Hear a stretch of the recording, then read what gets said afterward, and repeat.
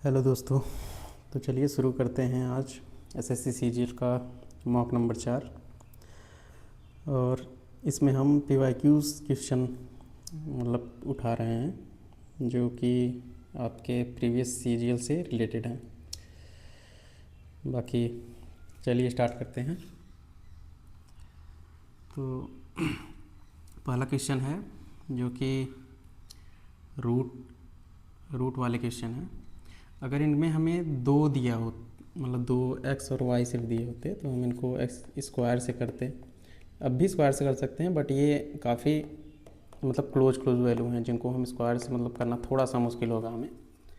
और अगर आपको ये एग्ज़ाम में थोड़े से कन्फ्यूजिंग लग रहे हैं तो कृपया ये फर्स्ट राउंड में तो ना करें, उसको सेकेंड राउंड में करें आप। तो हम यहाँ पे हमें पहली बात तो ये दो वैल्यू को याद होनी चाहिए। ये दो वैल्यू किसी भी हालत में आपको याद होनी चाहिए, √2 और √3, और 2 का 1.41 और √3 का 1.73। यहाँ से हम देखो इसकी वैल्यू निकालते हैं। हम √2 को लिखेंगे 1.41, √3 को लिखेंगे 1.73। अब इनको ऐड कर देंगे, ये हो गया 4 और फिर 7 11 2 3 3.14 एक्स की वैल्यू आ रही है। अब वाई की वैल्यू ये देखो √4 होता तो हम इसको 2 लिख लेते। अच्छा, हम 2 का मतलब क्या हुआ अगर हम इसको 20 समझे और इसको 400 समझ रहे हैं, समझ रहे हो? अगर ये 2 है और ये 400 है, मतलब रूट में 400 है तो इसको बाहर निकल 200 हो जा रहा है। मतलब ये रूट में 4 है, बाहर निकल के 2 हो जा रहा है। और ये रूट में कितना है, इसको रूट में हम 500 समझ रहे हैं, तो ये कितना बाहर आ सकता है? लगभग होगा क्या, मतलब अगर आप 20 का ले रहे हैं स्क्वायर तो वो 400 हो जा रहा है, 21 का ले रहे हैं तो 441 हो जा रहा है, 22 का ले रहे हैं तो 484 हो जा रहा है, 23 का ले रहे हैं तो वो 529, मतलब 529 484 के बीच में 22 के लगभग, मतलब 22 ले सकते हैं, मतलब 2.2। समझ में आ रहा है कि नहीं आपको? तो हम यहाँ पे इसका वैल्यू ले रहे हैं 2.2 प्लस √1 का 1, तो ये हो जाएगा आपको 3.2। अप्रॉक्सिमेटली थोड़ी सी बड़ी ही होगी, ये थोड़ा सा बड़ा होगा। और यहाँ पे देखते हैं इसमें हम 2 इंटू 1.41 प्लस 1 2 4 2 प्लस 1 3.82। अब यहाँ से हम देख रहे हैं कि x की वैल्यू सबसे z की वैल्यू सबसे बड़ी है ना, और हमारे पास ऑप्शन ये कैंसिल आउट हो गए। y और x में देखना है, y और x में ये 3.14 है, ये 3.2 है, ये 3.2 से भी थोड़ी बड़ी होगी, इसलिए y जो है हमेशा जो है x से बड़ा रहेगा, और x और y से दोनों से बड़ा z है। तो हमारे पास ऑप्शन ये है। ऑप्शन कौन सा हो गया? ए। चलिए अगले सवाल पे चलते हैं। अगला सवाल क्या कह रहा है? एक निर्माण परियोजना के लिए बजट भूमि अधिग्रहण, निर्माण सामग्री व श्रम के लिए 5:3:2 के अनुपात में आवंटित किया जाता है। मतलब इतने इतने इतने के अनुपात में पैसा दिया जा रहा है। परियोजना के दौरान भूमि अधिग्रहण की लागत 5% की वृद्धि हो गई, निर्माण सामग्री में 10% की वृद्धि हो गई, श्रम में 20% की गिरावट आ गई। कुल परियोजना लागत में प्रतिशत परिवर्तन। तो हम देखेंगे कि एक हो गया आपका भूमि अधिग्रहण हो गया, एक निर्माण सामग्री हो गई, एक श्रम हो गया। इनका रेशियो है 5:3:2 ना।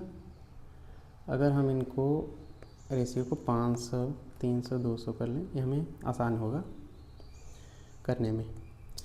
तो हमें बताया गया कि भूमि अधिग्रहण में 5% की वृद्धि हो गई, मतलब इसकी वृद्धि हो गई, समझ रहे? हम इसको टोटल यहाँ पे ना जो यहाँ लिखेंगे, ये अगर हमें यहाँ वृद्धि ना दिया होता कि मतलब इससे बढ़कर कौन सा वैल्यू बनेंगे या कुछ होंगे, तो उसमें हम इसका अगर 5% बढ़ा रहे हैं तो 525 लिखते ना। अगर ये टोटल वैल्यू हम लोगों से कुछ करके पूछा होता तब। यहाँ पे कुछ दिया नहीं है तो हम यहाँ पे सिर्फ चेंज वैल्यू लिखेंगे, समझ रहे हो? चेंज वैल्यू का मतलब ये 500 में 500 में जो 5% बढ़ रहा है वो कितना बढ़ रहा है, तो 500 का 5% जो है 25 बढ़ रहा है। अब रुपए कह लो चाहे जो भी कह लो। और 300 में 10% बढ़ रहा है, तो 30% का 300 का 10% 30 हो गया। यहाँ बढ़ रहे हैं ये दोनों।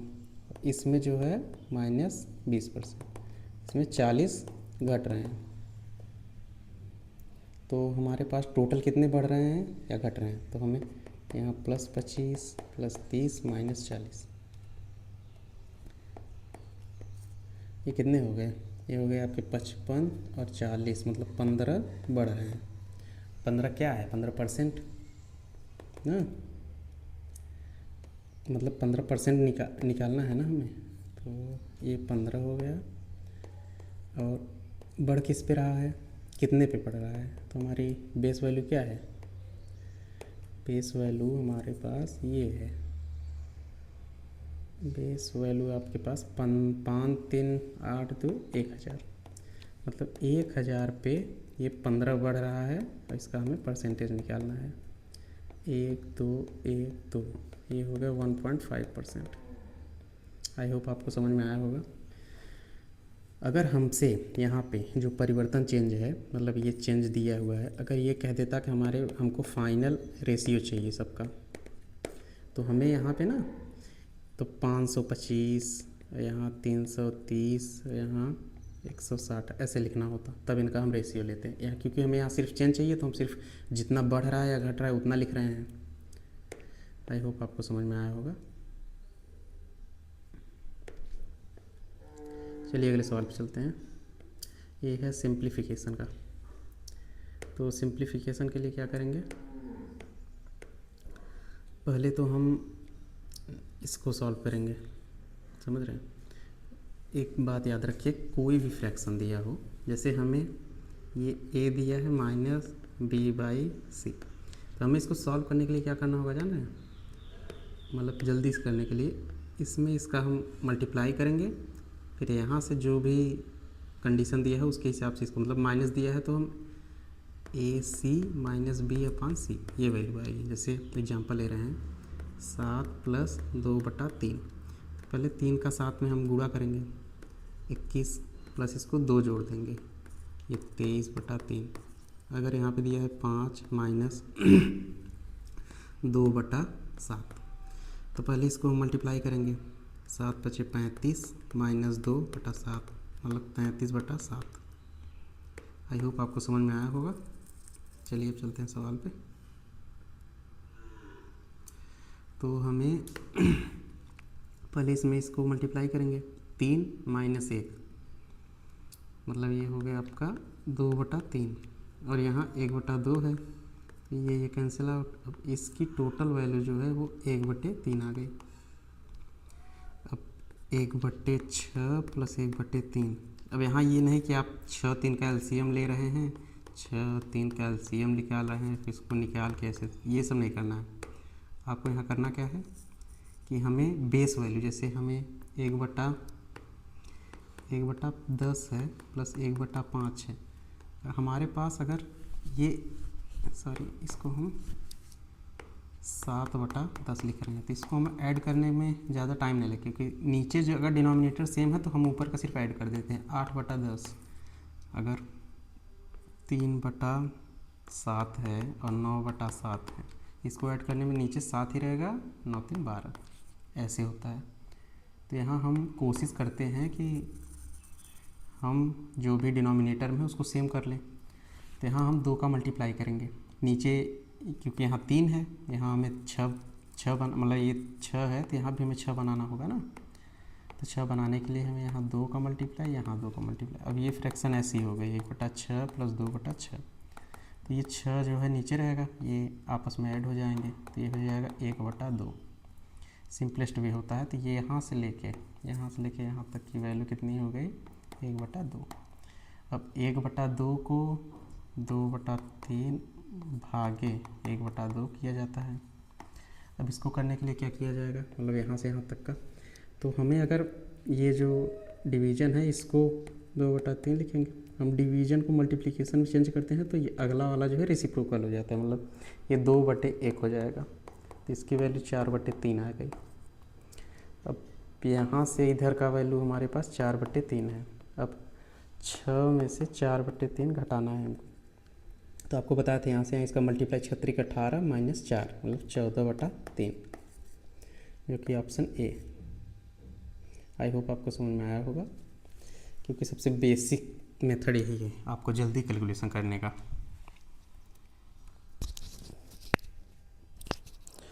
चलिए अगले सवाल पे चलते हैं। अब ये पार्टनरशिप का सवाल है, तो सवाल को पढ़िए। XYZ ने एक व्यवसाय में क्रमशः 25,000, 35,000, 40,000 का निवेश किया। यदि वर्ष के अंत में लाभ 30,000 था तो Y का भाग क्या होगा? समझ रहे हो? अब ये कॉन्सेप्ट होता है, ऊपर पूंजी का समय से मल्टीप्लाई करेंगे तो हमें प्रॉफिट मालूम पड़ता है। समझ रहे हैं?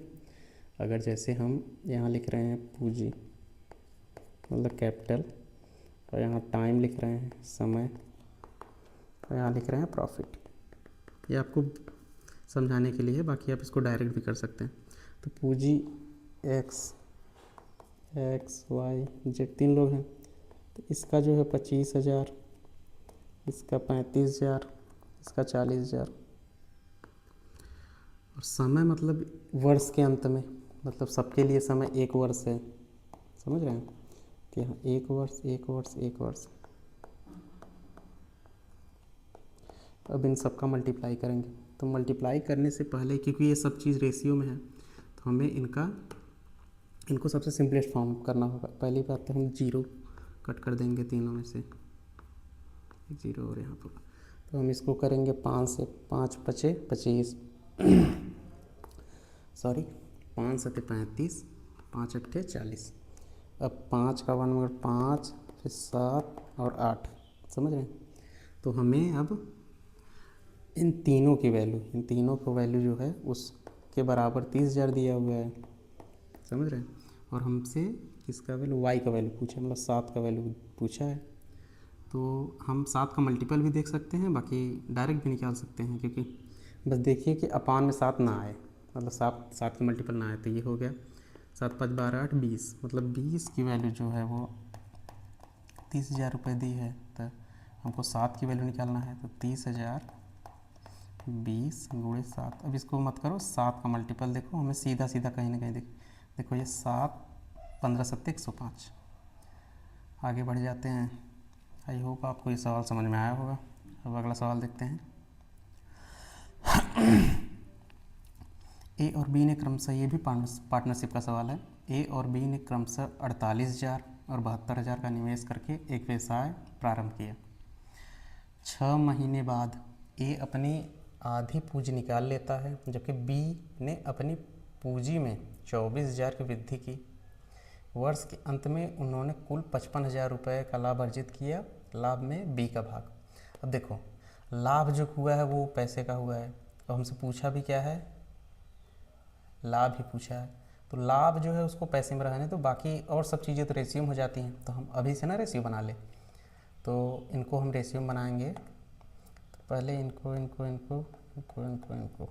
3 0 सबका गायब कर दे रहे हैं। अब यहाँ से हम लिखते हैं, यहाँ पे ए, यहाँ पे लिखते हैं बी, और यहाँ पे लिखते हैं इनका कैपिटल और टाइम का मल्टीप्लिकेशन, और ये बराबर होगा प्रॉफिट के रेशियो के। समझ रहे हैं नहीं आप? अब यहाँ से देखो, पहले ए ने 48 रुपये निवेश किया ना, और 6 महीने बाद, मतलब 6 महीने तक तो ये किया, प्लस 6 महीने बाद क्या किया, आधी पूंजी निकाल लेता है। मतलब 48 रुपये किया था, तो अब 24 ही बचे, वो भी 6 महीने के लिए। अब बी ने क्या किया, शुरुआत में 72 रुपये मतलब निवेश किए, और 6 महीने तक किया, क्योंकि 6 महीने बाद बी ने अपनी पूंजी में 24 रुपये और ऐड कर दी। अब 72 24 96, 6 महीने के लिए और ऐड कर दिए। अब हमें यहाँ भी तो रेशियो ही चाहिए, तो रेशियो के लिए हम क्या करें, पहले तो इन सबको कट कर दें। 6 सबसे कट गया, 24 से काट दें, 24 1, 24 दूनी, 24 तिया, 24 चौका। अब इनको ऐड कर ले, 2 1 3 और ये 4 3 7। हमसे पूछा क्या है, बी का भाग। मतलब अगर हमें 10 की वैल्यू दी है तो 1 की वैल्यू कितने बटा 10 हो जाएगा, सॉरी इसके बटा 10 हो जाएगा। हमें 7 की निकालनी है तो इसको 7 से मल्टीप्लाई कर दें, मतलब ये हमें मालूम होगा कि जो वैल्यू होगी 7 का मल्टीपल होगा ही, तो हमारे पास 7 का मल्टीपल एक ही है।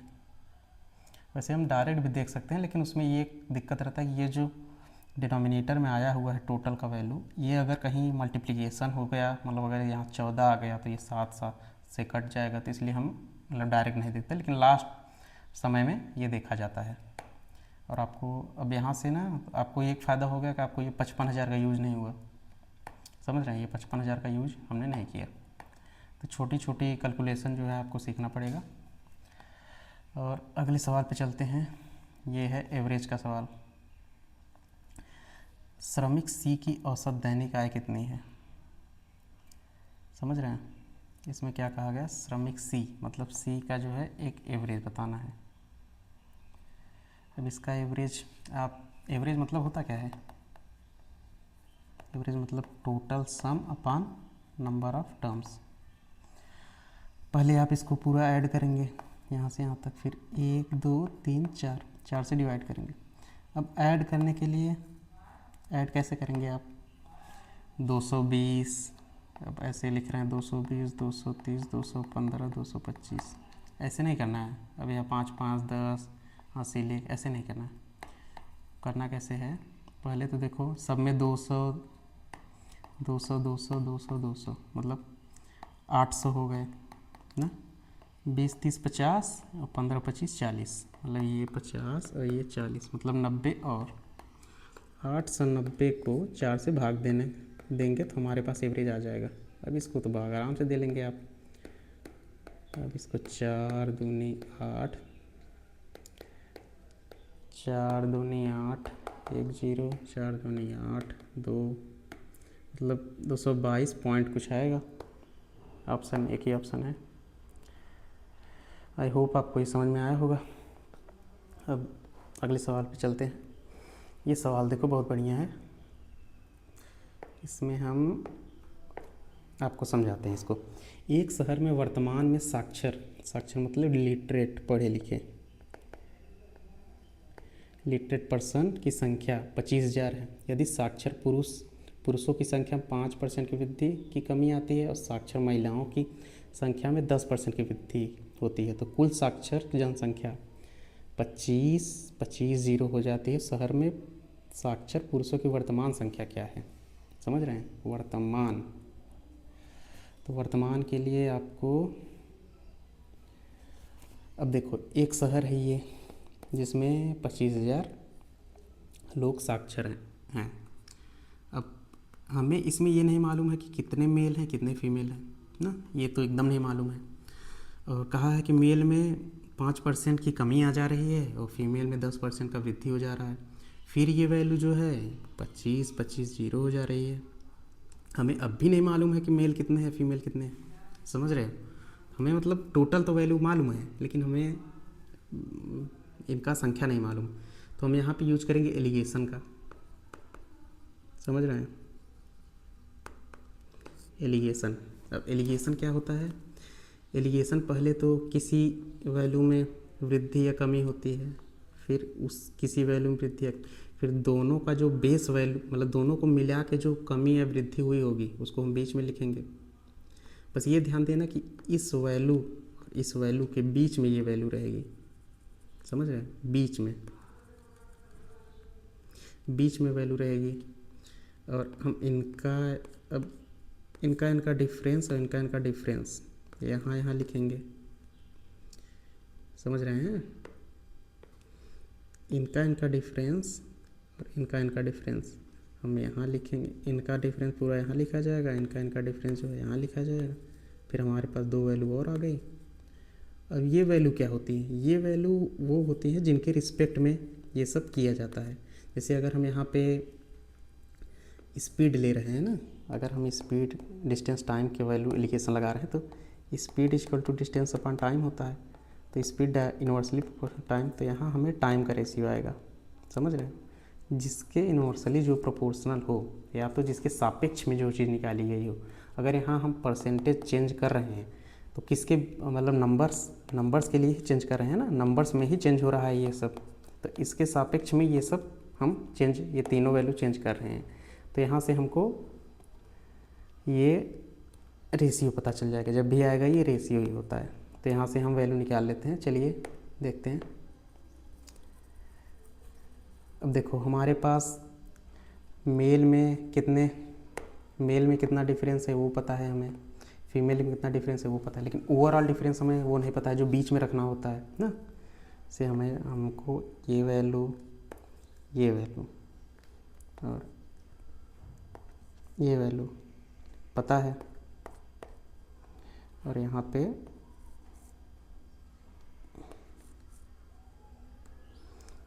और हमें पहली बात तो यहाँ देखो हम लिखते हैं मेल, ये फीमेल। मेल में हम -5% चेंज हो रहा है ना, फीमेल में +10%। अब हमें ये जो लिखना है ये ओवरऑल चेंज है, मतलब टोटल दोनों में क्या चेंज हुआ है। तो टोटल हमारे पास कितना है, पहले 25,000 था ना, अब 25,000 और 250 रुपये, मतलब 250 रुपये कह रहा हूँ, 250 का चेंज हुआ है। तो 250 का चेंज हुआ है, कितने पे हुआ है, 25,000 पे। इसका परसेंटेज निकाल लेंगे, 1 2 1 2 1 1, मतलब ये पूरा चेंज, मतलब टोटल परसेंट चेंज जो है वो 1% आ रहा है। इसका मतलब क्या हुआ कि यहाँ पे हम रखेंगे 1% को, वो भी पॉजिटिव में। अभी 1% जो है इस और इसके बीच में होना चाहिए। अब जिसको नंबर सिस्टम मतलब नंबर सीरीज ना मालूम उनको मैं बता दूँ कि हम एक नंबर लाइन ड्रा कर रहे हैं, तो इसमें अगर हम इसको 0 मान रहे हैं तो ये जो सब आगे हैं ये पॉजिटिव में जाएंगे, और ये जो है ये सब नेगेटिव में जाएंगे। मतलब 1 2 3 4 5, ये -5 है, 1 2 3 4 5 6 7 8 9 10, ये +10। तो हम यही बता रहे हैं कि ये -5 और ये +10, इनके बीच में ये वैल्यू है, ये +1 है ना, ये +1 है, ये बीच में है। जब भी रहेगी इन दोनों के बीच में ही एलिगेशन की वैल्यू रहेगी। अगर इससे बाहर जा रहा है तो समझ लीजिए आप कुछ गलत कर रहे हैं उसमें। तो अब स्टार्ट करते हैं। तो अब इनका हम लेंगे चेंज, क्या लेंगे, चेंज। 10 में से 1 घटाएंगे हमको मिलेगा 9।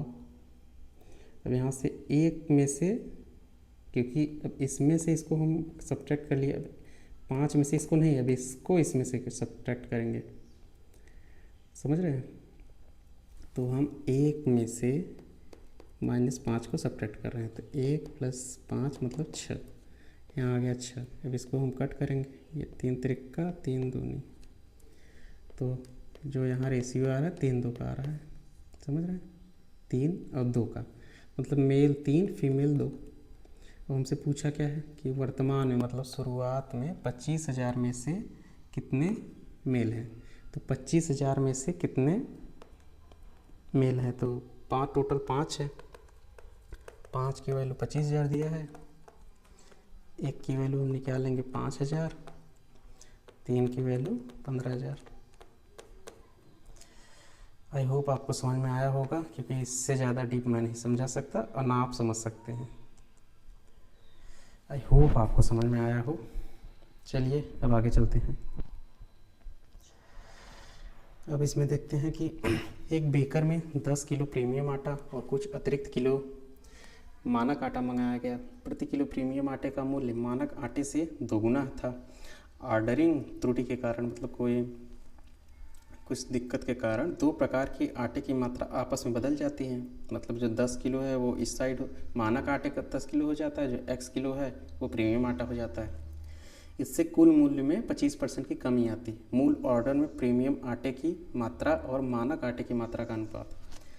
तो प्रीमियम आटा यहाँ लिखते हैं, प्रीमियम आटा, ये है मानक आटा, ये है आपका मतलब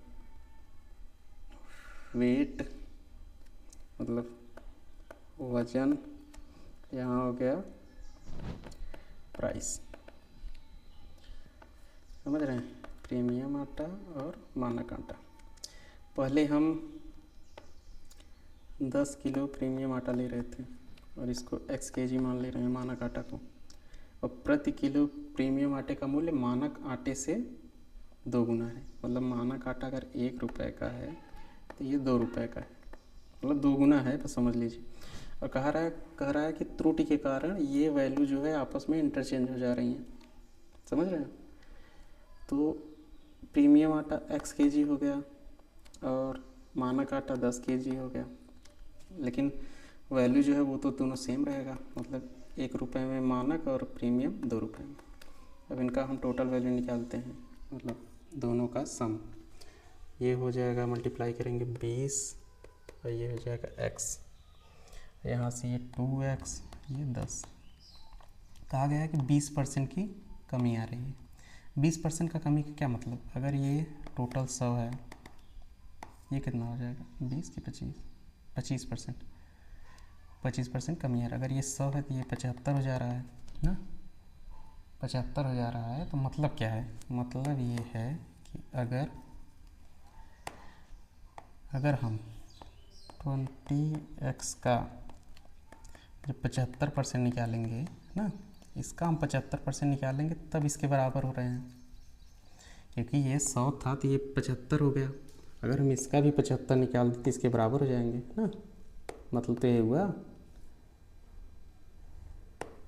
तो हम इसका 75% निकाल रहे हैं तो ये 2x + 10 के बराबर हो जा रहा है। अब इसको हम सॉल्व कर देंगे, ये 3, ये 4, 60 + 3x 8x + 40, ये इधर आ जाएगा तो 5x, 40 उधर चला जाएगा तो 20, x = 4। अब समझिए x = यहाँ पे आ गया 4 kg, और यही हमसे रेशियो पूछा है, मानक आटा और प्रीमियम आटे की रेशियो अपना 10 और 4, 10 और 4, 5 और 2, ऑप्शन बी। आई होप आपको समझ में आया होगा।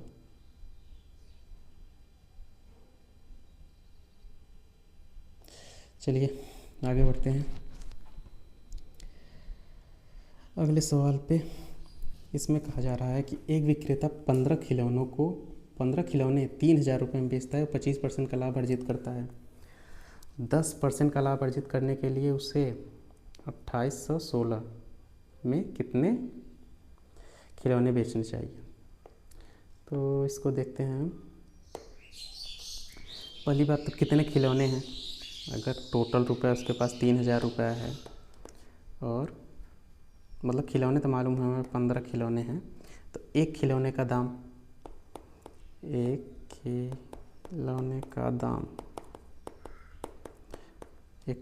यहाँ से पता चल जाएगा, मतलब 200 रुपये में एक खिलौना खरीद रहा है। अब हम सिर्फ इस सवाल को एक खिलौने के हिसाब से लेके चलेंगे, समझ रहे हो। अब एक खिलौना हमें 200 का मतलब वो बेच रहा है, तो उसे 25% का लाभ हो रहा है, मतलब ये 125% की वैल्यू है 200 रुपये, क्योंकि वो 200 रुपये में बेच रहा है ना।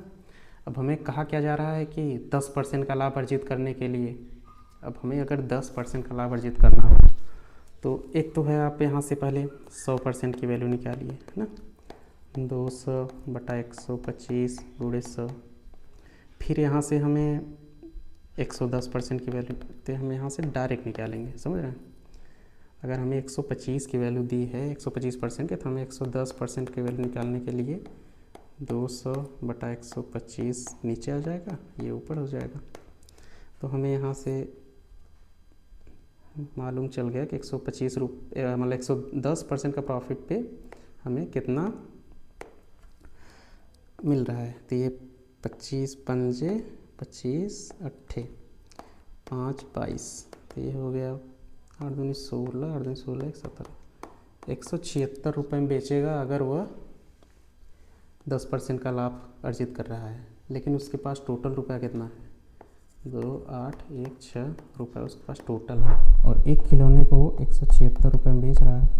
तो कितने खिलौने वह इतने रुपए में बेच लेगा। तो अगर हम इसको इससे डिवाइड कर देंगे तो हमें टोटल खिलौना मालूम चल जाएगा।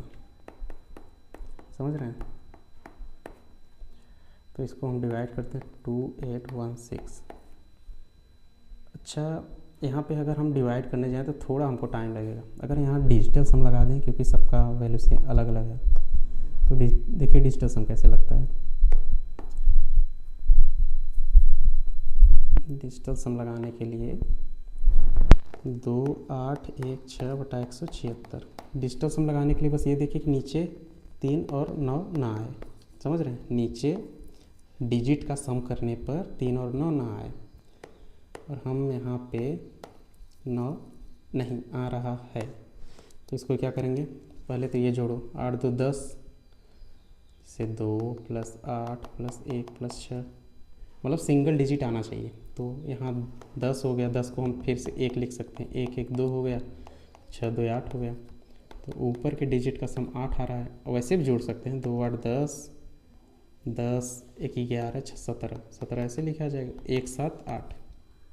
अब यहाँ क्या हो गया, 7 7 14, 14 मतलब 1 4, 1 4 फिर जोड़ेंगे तो 5 आ गया। अब हमें देखो यहाँ पे नीचे हमें 1 चाहिए, मतलब डिजिट 1 चाहिए। अगर हम यहाँ नीचे 10 बना लें तो ये 0 + 1 1 हो जाएगा। समझ रहे हैं? तो इसके लिए हम नीचे करेंगे मल्टीप्लाई 2 से। किससे करेंगे? 2 से। यहाँ 2 से, यहाँ भी 2 से। तो ये 8 दूनी 16, 5 दूनी 10। अब इनको हम 1 + 6 को हम 7 लिख देते हैं, ये 1 + 0 को 1 लिख देते हैं। मतलब जिसका डिजिटल सम 7 आएगा वही आंसर है हमारा। करने को तो मैं तुरंत कर दूं, बट समझाने के लिए आप टाइम लग रहा है। बाकी अब जब इसको करने लगेंगे तो नहीं होगा। देखो 5 + 1 6 होगा, ये नहीं है। 6 + 1 7 होगा, ये हो सकता है। 7 + 1 8, ये नहीं होगा। 8 1 9, ये भी नहीं होगा। मतलब एक ही ऑप्शन है। आई होप आपको समझ में आया होगा। छोटी छोटी मतलब कहाँ डिजिटल सम लगाना, कहाँ यूनिट डिजिट लगाना, ये भी आपको थोड़ा थोड़ा देखना होगा, क्योंकि 15 मिनट में हमको सवाल करना है भैया। तो अब आगे बढ़ते हैं। अब आगे क्या कहा गया, एक व्यापारी चाय का एक ब्रांड 125 रुपये प्रति किलोग्राम पर बेचता है, जिससे 25% की हानि होती है। वह चाय का एक अन्य ब्रांड 200 रुपये प्रति किलोग्राम पर बेचता है, जिससे 20% की हानि होती है। यदि वह दोनों ब्रांडों को बराबर अनुपात में मिलाता है और मिश्रण को 175 रुपये प्रति किलोग्राम पर बेचता है, तो उसका कुल लाभ है कुल हानि। अब देखो पहले इसको और हम इसको, इनका सीपी निकालेंगे ना। अरे भाई सीपी, ये एसपी दिया हुआ है ना, ये देखो 25% का हानि हो रहा है, यहाँ 20% की हानि, ये भी एसपी ही है। हम इन दोनों का पहले सीपी निकालेंगे। सीपी अगर निकल गया तो हम वहाँ से 175 के हिसाब से बेचेंगे ना। तो बेचने के बाद दोनों का डिफरेंस लेंगे, उसको हम प्रॉफिट या लॉस कहेंगे। तो चलिए देखते हैं। देखो 25% का वैल्यू क्या होता है, 1/4। अगर हमें हानि हो रहा है, मतलब अगर हम 3 की वैल्यू को 150 रुपये में बेच रहे हैं, तो हमें 4 की वैल्यू बेचने में क्या होगा, 150/3 × 4, तो ये 50, मतलब ये 200 रुपये इसका सीपी है। अब इसमें देखिए दूसरे वाले में 20% का वैल्यू क्या होता है, 3/5।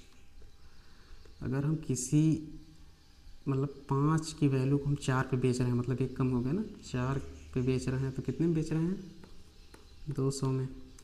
5 पे बेचना है उसको, मतलब 4 पे बेच रहे हैं, 5 में बेचना है, तो यहाँ से हमको 200/4 × 5, 4 पंजे मतलब 250 रुपये आ गया सीपी।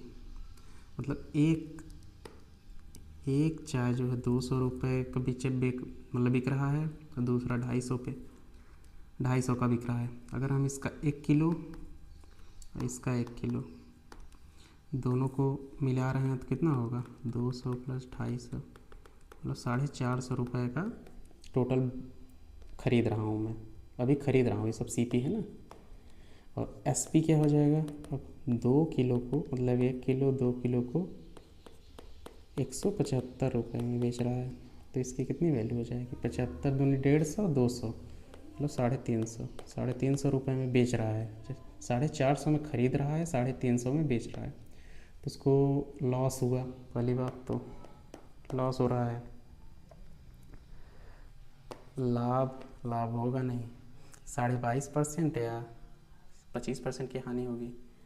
अब 25% हानि होने के लिए पहले तो यहाँ 100 का लॉस हो रहा है 450 पे।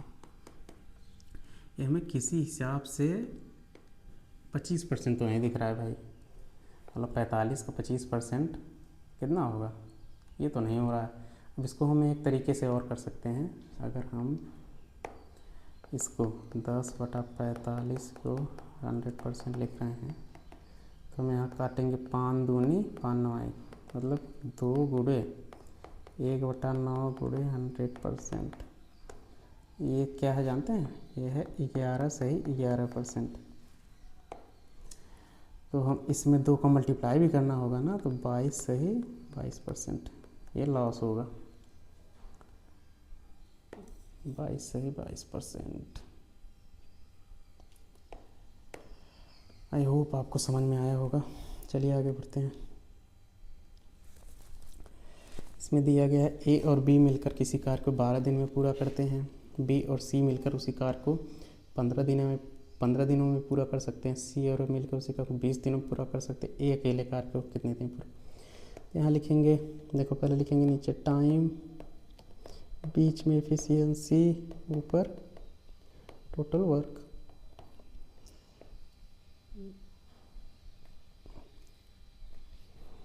अब यहाँ से शुरू करते हैं। पहले ए प्लस बी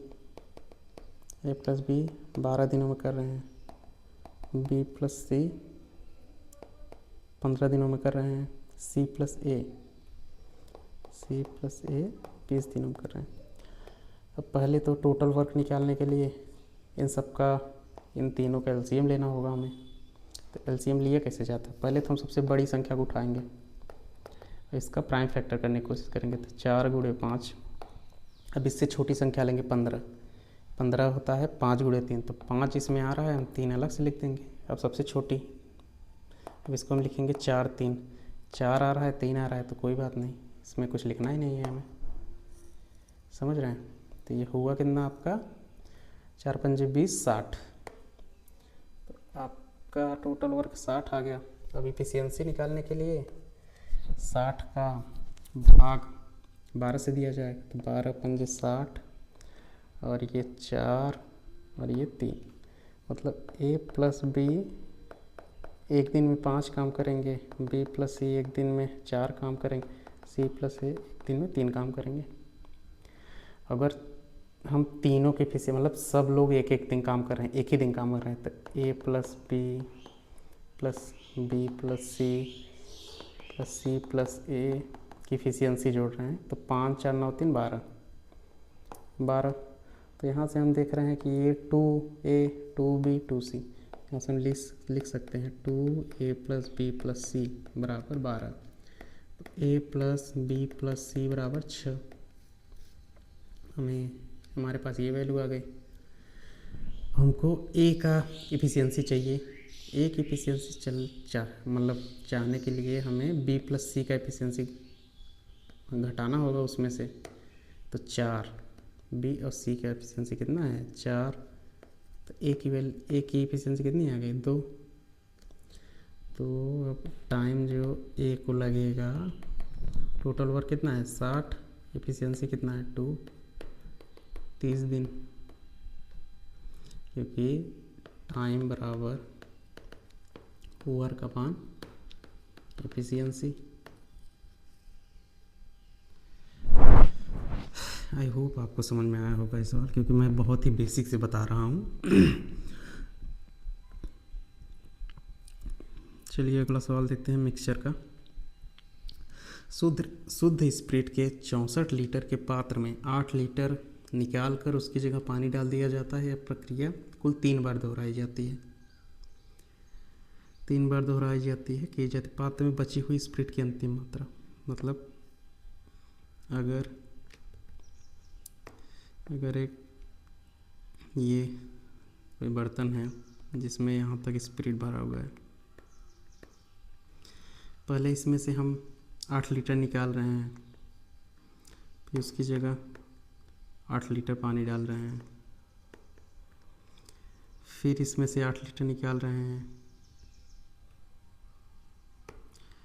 8 लीटर सॉल्यूशन निकाल रहे हैं, फिर 8 लीटर पानी डाल रहे हैं, फिर इसमें से 8 लीटर निकाल रहे हैं, फिर 8 लीटर पानी डाल रहे हैं। तो इस हिसाब में से इसमें से स्पिरिट कितना बचेगा, तो इसका एक कॉन्सेप्ट होता है, उसको आप ध्यान दीजिए।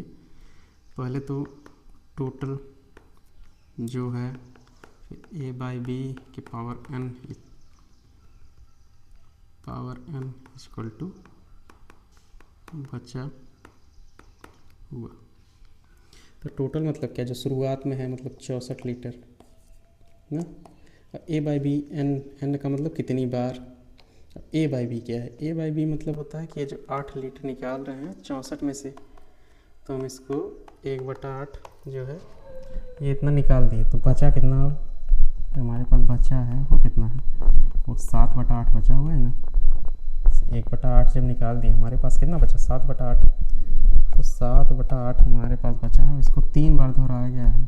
अब जो वैल्यू आएगी वही स्पिरिट की वैल्यू होगी। अब इसको हम सॉल्व कर देंगे। 64 गुणे 343 बराबर 8 गुणे 8 गुणे 8, 1 8 64 ये कट गया। इसके 343 बटे 8, अब इसको हम भाग दे देंगे। ये 8 चौक 32, 4 मतलब ये एक ही ऑप्शन स्टार्ट है 4 से, 4 से ही होगा ना, क्योंकि 32 तो हो ही जाएगा, तो 4 बार तो आराम से चला गया।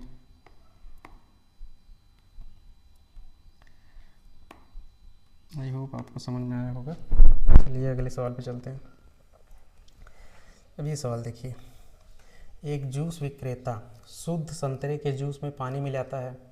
यदि वह मिश्रण को शुद्ध संतरे के जूस के क्रय मूल्य पर बेचता है और 20% का लाभ कमाता है, तो मिश्रण में पानी और शुद्ध संतरे के जूस का अनुपात क्या है।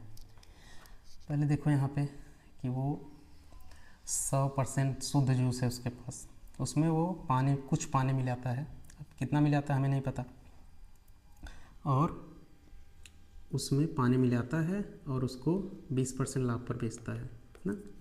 मतलब 100 रुपये का ख़रीदा है तो उसको 120 रुपये में बेचता है, जिससे उसे 20% का लाभ हो रहा है।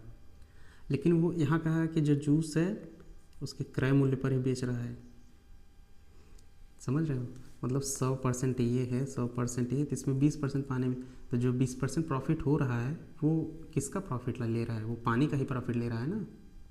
जो भी 20 रुपये उसको बच रहे हैं वो पानी का ही बच रहा है, क्योंकि जूस का तो क्रय मूल्य उतने पे ही बेच रहा है। तो इसलिए हमें जो पानी है वो 20% मिलाना होगा, क्योंकि 100% जूस है। हमसे पूछा क्या है, पानी और शुद्ध संतरा। पानी 20% है, संतरा 100% है, 1:5 इसका वजन होगा। ये सिर्फ समझने की देरी थी, सवाल बहुत हार्ड नहीं था। चलिए अगले सवाल पे चलते हैं। अब यहाँ देखिए, एक कार एक निश्चित दूरी का 40% भाग 20 किलोमीटर प्रति घंटा की गति से और शेष दूरी 30 किलोमीटर प्रति घंटा की गति से तय करती है। पूरी यात्रा के दौरान कार की औसत गति क्या है। कार की औसत गति क्या है मतलब समझ रहे हैं। अगर हम डिस्टेंस मान लिए 5 किलोमीटर मान लें, तो ये 2 किलोमीटर, ये 3 किलोमीटर। अब देखिए 2 किलोमीटर मतलब 40% जो भाग है मतलब 2 किलोमीटर, वो 20 किलोमीटर प्रति घंटा के हिसाब से चल रही है, और ये जो है 3 किलोमीटर वो 30 किलोमीटर प्रति घंटा के हिसाब से चल रही है। अब हमसे एवरेज पूछा है। अगर चलिए अच्छा इसको ऐसे समझिए, एवरेज स्पीड क्या होता है, टोटल डिस्टेंस कुल दूरी अपान कुल समय ना। अब हमारे पास यहाँ डिस्टेंस तो मालूम है कि 5 किलोमीटर है, 5 किलोमीटर है। अब टोटल टाइम हमें नहीं मालूम है। अब यहाँ से यहाँ जाने में कितना टाइम लगेगा उसको, 2 किलोमीटर को 20 की रफ्तार से करने में उसको टाइम लगेगा इतना, और 3 किलोमीटर को 30 के हिसाब से मतलब कवर करने में उसको इतना टाइम लगेगा। ये आ गया 1/10, ये आ गया 1/10, इसको करेंगे हम 5 सही, ये 10 ऊपर 1 1 2, ये 5, तो ये 25, क्योंकि ये 5 ऊपर चला जाएगा, तो 25 किलोमीटर प्रति घंटा के हिसाब से उसका एवरेज स्पीड होगा। समझ रहे हैं? ये तो हो गई अगर मतलब डिफरेंट क्या कहते हैं डिस्टेंस का रेशियो। अगर हमें रेशियो सेम दिया हो तब क्या होगा, तो कुछ डायरेक्ट ट्रिक्स हैं, उनको देखते हैं, यहीं पे देख लेते हैं। अगर देखिए, ध्यान से देखिएगा, अगर डिस्टेंस सही है आधा आधा, मतलब ये और ये दो है, दोनों डिस्टेंस बराबर है, ये 1 किलोमीटर है तो ये भी 1 किलोमीटर है। कह रहा है कि पहला 1 किलोमीटर जो है वो 20 के हिसाब से चल रहा है, दूसरा जो है वो 30 के हिसाब से चल रहा है। समझ रहे हैं? इसमें अगर एवरेज स्पीड पूछ दिया तो आपको क्या लगाना है कि अगर जहाँ डिस्टेंस आपको सेम दिखे, 2 × 20 × 30 अपान 20 + 30, मतलब 2xy/x + y। यहाँ से डायरेक्ट आपको 2 × 20 × 30 अपान 50, 5 × 4 = 12 दूनी 24 किलोमीटर प्रति घंटा। समझ रहे हैं?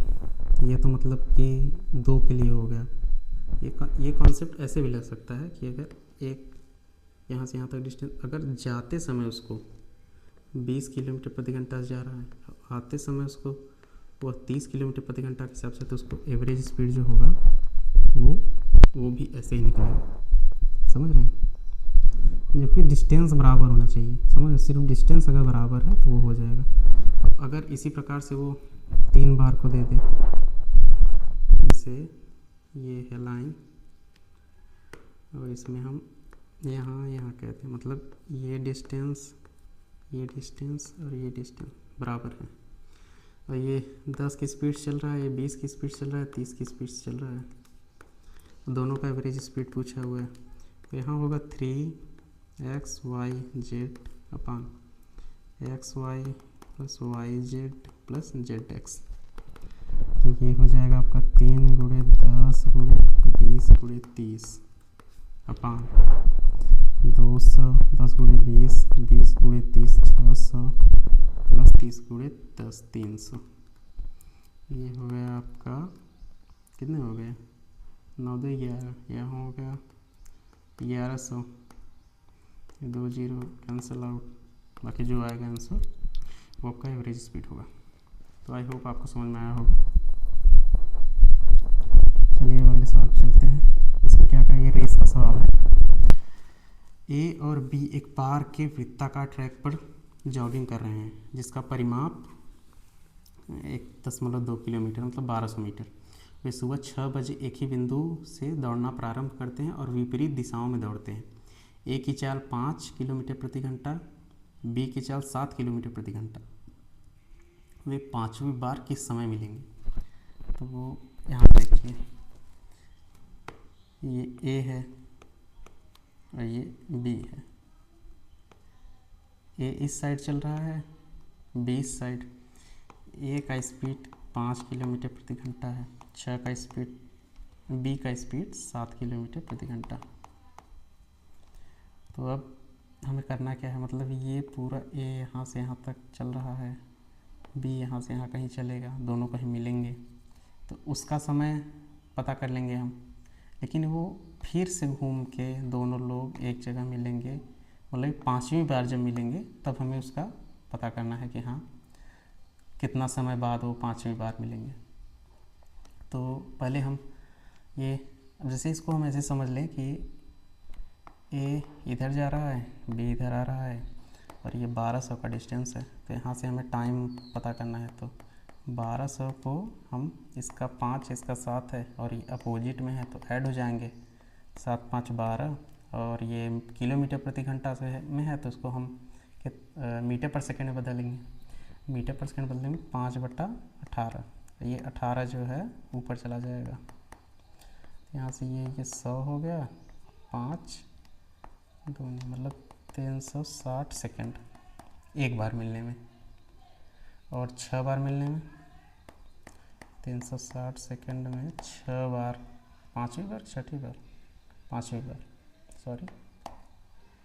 पाँचवीं बार मिलने पे उसको इतना सेकंड लगेगा। अब हम इसको मिनट में बदल लेते हैं। 360 × 5 बराबर 60, 6 पंजे 30 मिनट उसको लगेगा। और अगर वो 6 बजे स्टार्ट कर रहे हैं तो 6:30 पे वो मिलेंगे पाँचवीं बार। पहली बार मिलना होता तो वो इतने सेकंड मतलब 360 6 मिनट के बाद मिलते। समझ रहे हो? आई होप आपको समझ में आया होगा। यहाँ देखिए, अब आपको इस सवाल को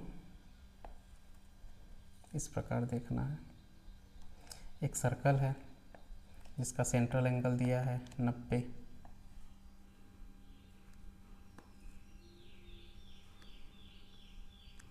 ये दिया है आपको 90 डिग्री, और 7 रेडियस दिया है। इसका क्षेत्रफल पूछा है, मतलब जो सेक्टर है तो उसका क्षेत्रफल पूछा है। तो पहली बात तो सेक्टर और सेगमेंट में थोड़ा डिफरेंस देख लीजिए। क्या होता है सेक्टर ये होता है कि एक जो सेंटर होता है उससे दो सेंटर से 2 पॉइंट सरकमफ्रेंस पे हम ड्रॉ करते हैं, और उसके बीच की जो वैल्यू मतलब एरिया होता है उसको हम सेक्टर कहते हैं। ये पूरा सेक्टर है, ये पूरा, समझ रहे हैं? पूरा सेक्टर है। तो इसका एरिया जो निकालना होता है वो θ/360 πr²। अब ये θ/360 मतलब कि πr, तो πr² आपने सुना होगा ना, πr² मतलब सर्कल का एरिया πr² जानते हैं आप। तो πr² मतलब क्या है? अगर हम इसको पूरे को हम थीटा मान लें, मतलब यहाँ से लेके यहाँ तक पूरा जो है ये थीटा है, इस थीटा की वैल्यू कितनी होती है? 360। एक पूरा चक्कर जो होता है 360 का होता है। तो यहाँ हम 360/360 लिखते हैं, तो πr², ये कैंसिल आउट, इसलिए हम डायरेक्ट कहते हैं πr², जो कि होता है दरअसल ये बेसिक फार्मूला ये है। अब ये बार बार कौन कहेगा, वो भी सर्कल के लिए, तो इसलिए हम यहाँ 360 अपने आप एज्यूम करके चलते हैं। तो इस तरह ये फार्मूला आया है। तो हम यहाँ, अब हमें कितना भी यहाँ थीटा वैल्यू दे दे, हम उससे यहाँ का उतना का मतलब निकाल लेते हैं एरिया। अब देखो सेगमेंट क्या होता है। सेगमेंट, ये जो ब्लैक ब्लैक दिख रहा है ना,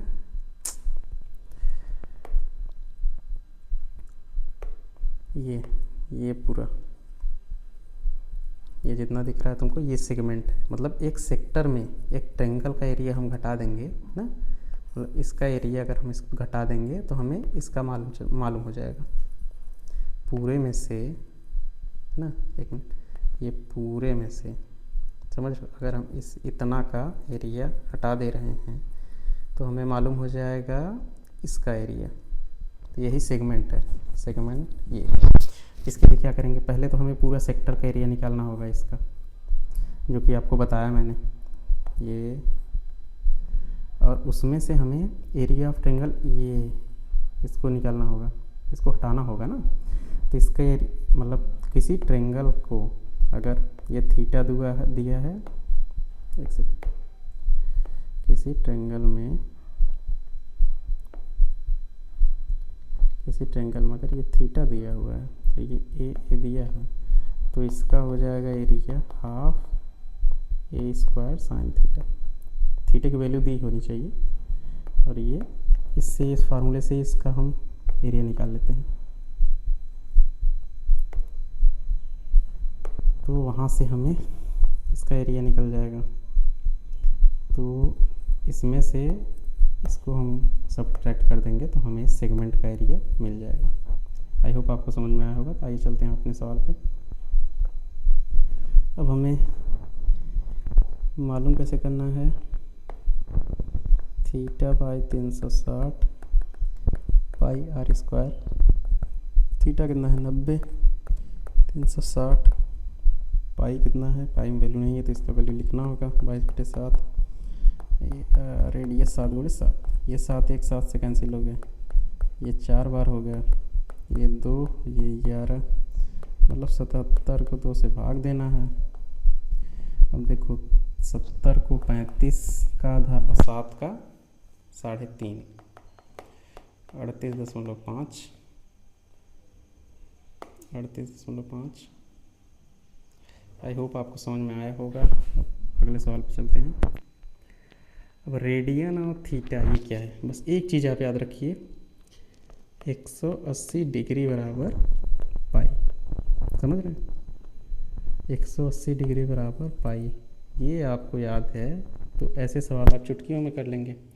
अब हमें 150 डिग्री का वैल्यू निकालना है तो हम यहाँ से निकालेंगे 1 डिग्री का वैल्यू, 1 डिग्री का वैल्यू पाई बटा 180, मतलब 180 जो है ये नीचे चला जाएगा ना।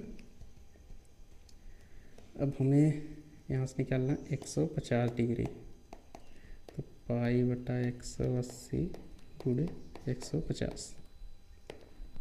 अब इसको कट कर देंगे, 3 छक 3 पंजे, 5 पाई बटा 6, ये वैल्यू होगी। बहुत ही आसान है ये। अब यहाँ देखते हैं 120 डिग्री केंद्रीय कोण है, मतलब सेंट्रल एंगल 120 है और 8 सेंटीमीटर रेडियस है, तो फिर से वही सेक्टर का एरिया। समझ रहे हो सेक्टर कितना इम्पोर्टेंट है, कितने कितने सवाल आ रहे हैं। तो यहाँ से हम लिखेंगे एरिया इक्वल टू थीटा बटा 360 पाई आर स्क्वायर। अब थीटा की जगह 120 डिग्री 360 और यहाँ पाई में वैल्यू है, हाँ पाई में वैल्यू, तो पाई को वैसे ही रख देंगे, बाकी रेडियस 8 का स्क्वायर, यहाँ से ये हो गया 3, मतलब 64 पाई बटा 3, ये वैल्यू है। सेम आंसर भी दिया हुआ है।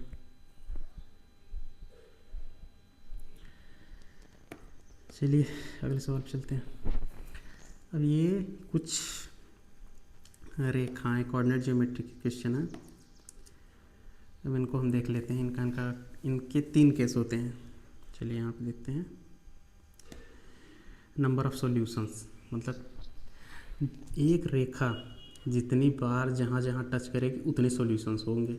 यहाँ से आपको सीधा सीधा मैं बता रहा हूँ, एक रेखा ये, एक रेखा ये है ना,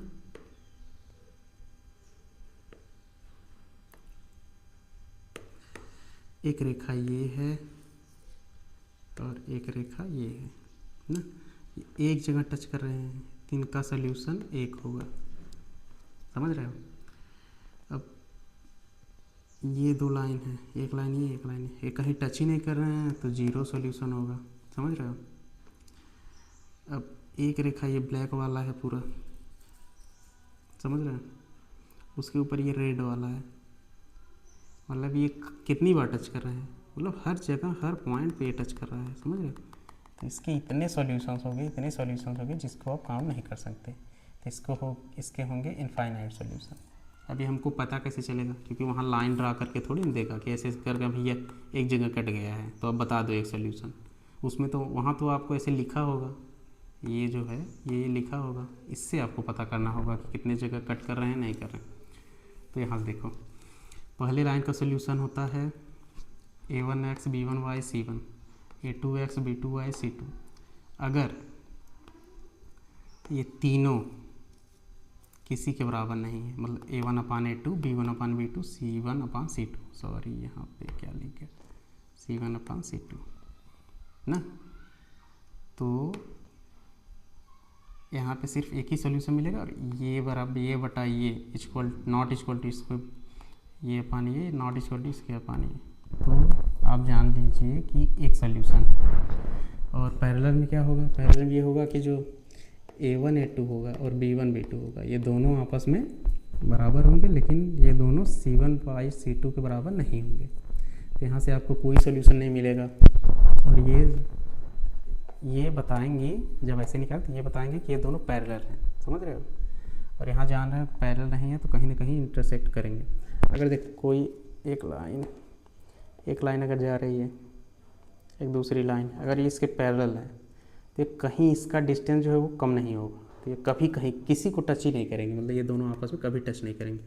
लेकिन वहीं अगर हम इस लाइन को जो पैरेलल थी उसको हम हल्का सा मोड़ दिए, तो वो कहीं ना कहीं जाके इससे टच होगी ही, ये निश्चित है। तो इसको हम कहेंगे इंटरसेक्शन, लाइन का इंटरसेक्शन, जो कि यहाँ एक जगह हुआ है और यहाँ होगा ही नहीं। और इस पे तो मान लो कि उसके ऊपर चढ़ के बैठ ही गया है, वो हर जगह उसको टच हो रहा है, समझ रहे हैं। सो यहाँ पे आपको हर एक मतलब A1/A2 B1/B2 equal to C1/C2, इससे आपको पता चलेगा कि ये लाइन ओवरलैप कर रही है एक दूसरे के ऊपर, जहाँ से हमको इनफाइनाइट सॉल्यूशन मिलते हैं। अब आइए सवाल पे चलते हैं। यहाँ क्या दिया गया, यहाँ पैरेलल बताया गया। तो पैरेलल हमने क्या बताया था कि A1/A2 बराबर B1/B2 but not equal to C1/C2। मतलब ये C वाला जो है वो नहीं होना चाहिए, बाकी ये दोनों तो बराबर होने चाहिए। तो देखो ये 3 ये 2 ये इसमें मतलब ये नहीं होंगे, ये नहीं होंगे, मतलब ये 3 है तो 3 है। तो ये देखो यहाँ 2 है, यहाँ 2, मतलब ये +2 है ना, तो यहाँ भी +2, यहाँ माइनस, ये नहीं होगा। यहाँ 5 है, ये 7 है, ये तो C की वैल्यू है, तो ये तो चेंज होती रहेगी, कोई बात नहीं है। लेकिन A1 A2 B1 B2 ये दोनों का रेशियो जो है 3 बटा मतलब 1 बराबर 1, समझ रहे हो। ये 3 है, ये 2 है, तो ये 1 बराबर 1 नहीं होगा।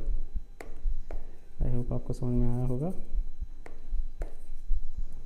चलिए चलते हैं अगले सवाल पे। अब ये देखो ये क्या चीज़ है, मैंने अपने टिग्नोमेट्री जो कंप्लीट फार्मूला वाला की वीडियो है उसमें बताया था कि sin A equal to cos B, A plus B जब 90 होंगे। ये आपको रट लेना होगा, क्योंकि ये अगर डायरेक्ट पूछ दे रहा है तो आपको तुरंत आपको याद होना चाहिए। अब यहाँ से हमको sin A cos B और A plus B 90 minus A हो गया आपका प्लस 2xB होगा 90 के बराबर। अब हम क्या करेंगे, इसमें 90 माइनस x और सही है, तो यहाँ से हो गया ये 90 माइनस x प्लस 2x इक्वल टू 90, ये हो जाएगा x प्लस 90 इक्वल टू 90। यहाँ से 90 कैंसिल, s इक्वल टू 0, हमारा वैल्यू आ गया 0।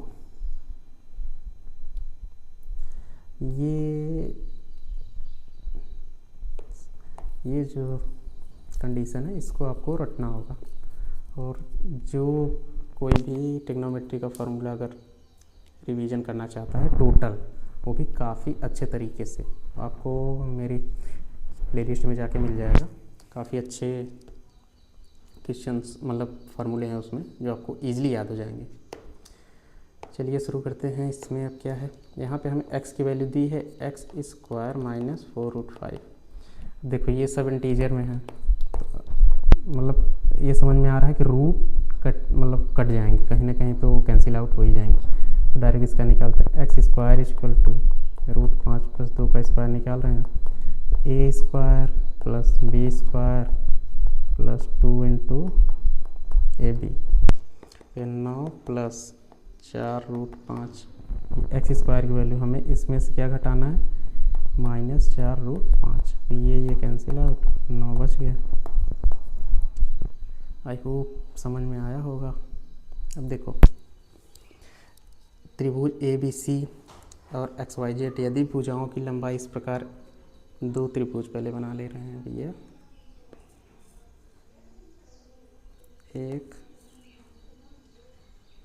2, एक है ABC, एक है XYZ। AB बराबर है XY के, BC बराबर है YZ के और CA बराबर है ZX के। तो कौन सा सर्वांग, ये कॉन्ग्रुएंस नियम दर्शाता है जो त्रिभुज A B C X Y मतलब तीनों साइड मतलब एस एस एस, इसका भी एस एस एस, तीनों साइड बराबर हैं जब, तो फॉर्मूला भी तो एस एस एस का लगेगा। और चलिए आपको समझाते हैं कि कॉन्ग्रुएंस और सिमिलर में क्या डिफरेंस है, समझ रहे हैं। यहाँ पे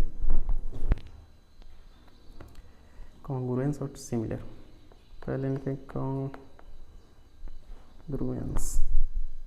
कॉन्ग्रुएंस मतलब क्या होता है कि कोई चीज़ डिक्टो मतलब सेम टू सेम, 1 इंच भी डिफरेंस नहीं होना चाहिए। अब जैसे 2 भाई हैं, दोनों का चेहरा और हाइट हर एक चीज़ मिल रहा है, मतलब आप बता ही नहीं पाएंगे कि वो कौन है, तो ये कॉन्ग्रुएंस है ना।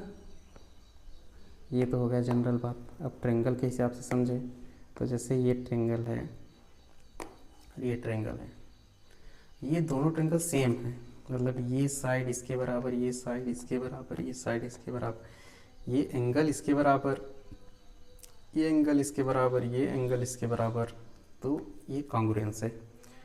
और वहीं सिमिलैरिटी में क्या होगा, सिमिलैरिटी में क्या होगा, सिमिलैरिटी में क्या होगा,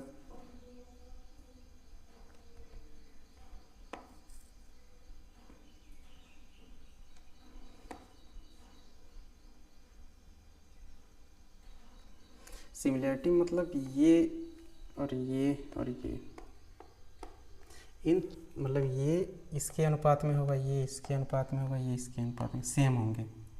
मतलब कहा जाए तो ऐसे कि एक तुम्हारा बड़ा भाई है और एक तुम हो, समझ रहे हो, सेम डिक्टो दिख रहे हो, लेकिन हाइट का डिफरेंस है, ये तुमसे बड़ा है और तुम इससे छोटे हो, तो इसको सिमिलैरिटी कहते हैं। आई होप आपको समझ, मतलब अगर ये 2 है, ये 5 है, ये 7 है और ये 9 है, एक मिनट,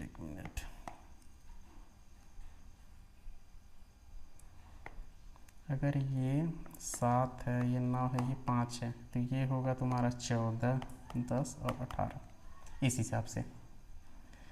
और मतलब ये होंगे, ये भी कोई गारंटी नहीं है। अगर ये थीटा मतलब 30 डिग्री है, ये भी 30 डिग्री होंगे, ये भी 40 डिग्री है, तो ये भी 40 डिग्री होगा, और ये 30, 40, 70 और ये कितना हो गया 180, 70 मतलब 110, तो ये भी 110।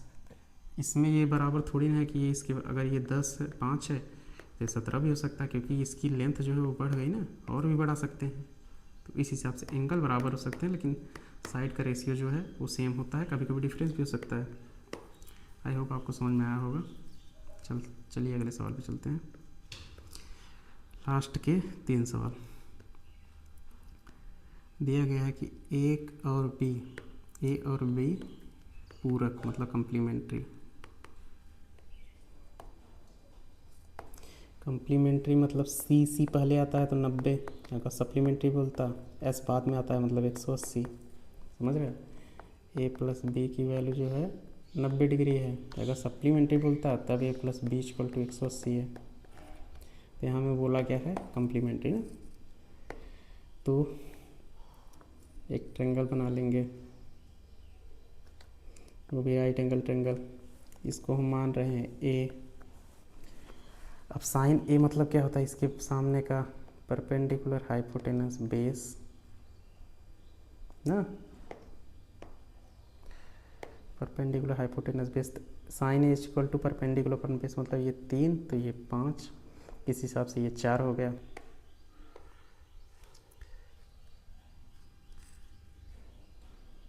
अब ये बी है, ये बी है, मतलब अगर ये इसको मिलाएंगे तो 90 हो ही जाएगा, क्योंकि ये तो 90 अकेले ही है, तीनों का सम 180 होता है, तो इसलिए कम्प्लीमेंट्री होगा ही, इसमें कुछ कहने की बात ही नहीं है। अब हमसे क्या पूछा है, tan b। अब हम अगर tan b को यहाँ से इसको थीटा ले रहे हैं, तो इसके सामने का ये परपेंडिकुलर, ये बेस और हाइपोटेनस तो सेम ही रहेगा, तो tan b equal to perpendicular upon base, perpendicular हो जाएगा 4, बेस हो जाएगा 3, 4 3, सब थीटा का खेल है। अब साइक्लिक क्वाड्रिलेटरल ABCD में यदि कोण A 100 डिग्री है तो कोण C का माप। अब यहाँ देखिए, अगर साइक्लिक क्वाड्रिलेटरल है तो उसमें अपोजिट साइड के जो सम होते हैं उनका सम 180 डिग्री, मतलब A और C को ऐड करेंगे तो 180 डिग्री, B को D को ऐड करेंगे तो 180 डिग्री। हमें A दिया है 100, पूछ रहा है C कितना होगा, तो दोनों का सम 180 होता है तो इसका 80 हो जाएगा, सिंपल। और ये देखिए हमको दिया है sine square A minus cos square A equal to 1/4 और कॉस स्क्वायर पूछ लिया है ना। पहली बात तो एक इक्वेशन है ना, एक इक्वेशन है और दो वेरिएबल हैं साइन कॉस हैं, तो ऐसा संभव ही नहीं है कि एक इक्वेशन से आप दो वेरिएबल की वैल्यू निकाल लें। तो हमें एक नोन आइडेंटिटी है वो तो मालूम है, sine square A plus cos square A equal to 1, समझ रहे। अब हम इससे किसी एक का निकाल सकते हैं चाहे जिसका। अब हम इसमें से अगर इसको घटा दें तो हमें कॉस मिल जाएगा, समझ रहे। तो ये साइन को साइन स्क्वायर घटाएंगे तो ये कट जाएगा, प्लस कॉस स्क्वायर को माइनस कॉस स्क्वायर से घटाएंगे तो ये हो जाएगा 2 कॉस स्क्वायर A, और 1 में से 1/4 को घटा दे रहे हैं। यहाँ से कॉस स्क्वायर A हो जाएगा आपका, इसको घटा रहे हैं तो 4 1 का 4 मतलब 3/4, और ये जो 2 है वो नीचे आ जाएगा 2, तो यहाँ से हो जाएगा कॉस A इक्वल टू √3/2√2। अच्छा कॉस स्क्वायर ही पूछा डायरेक्ट, तब क्या 3/8, इसमें और करने की ज़रूरत ही क्या है, 3/8। तो आई होप आपको समझ में आया होगा। बाकी हमारी ये सीरीज चल रही है बट मेंसुरेशन और ट्रिग्नोमेट्री के फार्मूले, 3D मेंसुरेशन 3D और ट्रिग्नोमेट्री दोनों के फार्मूला का वीडियो अपलोड है, कृपया जाकर उसको देखें और बेसिक वैल्यू समझें, मतलब बेसिक चीज़ें समझें कि उसमें कैसे कैसे फार्मूले बन रहे हैं और कहाँ से आ रहे हैं, क्या हो रहा है, उससे आपको क्लियरिटी मिलेगी। आई होप आपको समझ में आया होगा। बाकी ऐसे ही ये सीरीज़ चलता रहेगा और आप लोग सब्सक्राइब लाइक थोड़ा कर दीजिए, ठीक है। चलिए, जय हिंद।